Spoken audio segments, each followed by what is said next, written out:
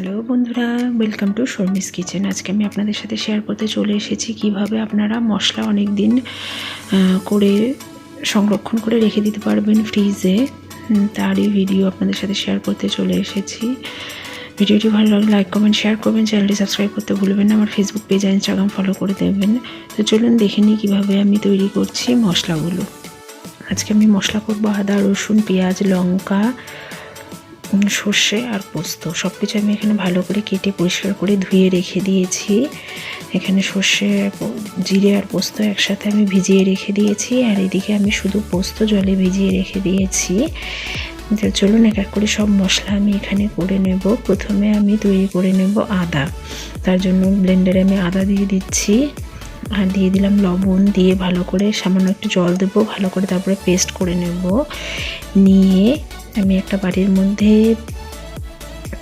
এই মশলাটা ঢেলে তারপরে সর্ষের তেল দিয়ে দেবো উপর থেকে, দিয়ে ভালো করে এটা মিশিয়ে নিয়ে আমি রেখে দেব।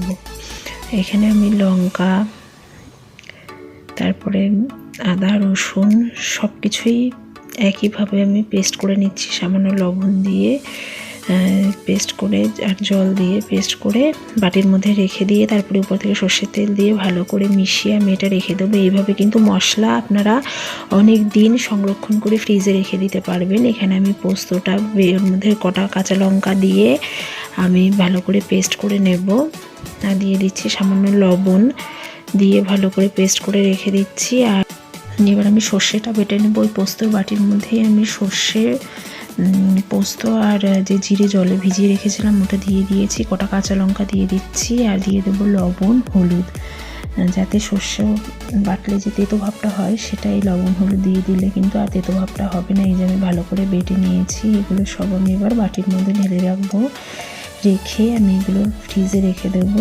দিয়ে আমি এটা অন্তত 1 মাস কিন্তু আপনারা ব্যবহার করতে পারবেন, কোনো অসুবিধা হবে না, জিনিসটা নষ্টও হবে না। আপনারা চাইলে কিন্তু এটা একটা ফ্ল্যাট ট্রের মধ্যে ঢেলে নিয়ে তারপরে ফ্রিজে রেখে দিয়ে তারপরে পিস পিস করে আপনারা জিপলক ব্যাগের মধ্যেও রেখে দিতে পারেন। এই যে সব কিছুর উপর থেকে দেখতে পাচ্ছেন আমি সর্ষের তেল দিয়ে দিচ্ছি, দিয়ে ভালো করে মিক্স করে নেব, নিয়ে ফ্রিজে রেখে দেব। তাহলে কিন্তু অনেক দিন খুবই ভালো থাকবে, মশলাটা নষ্ট হবে না। তো ভিডিওটি ভালো লাগলে লাইক কমেন্ট শেয়ার করবেন, চ্যানেলটি সাবস্ক্রাইব করতে ভুলবেন না, আমার ফেসবুক পেজ আর ইনস্টাগ্রাম ফলো করে দেবেন। আবার অন্য কোনো দিন অন্য কোনো ভিডিও নিয়ে চলে আসবো। ধন্যবাদ।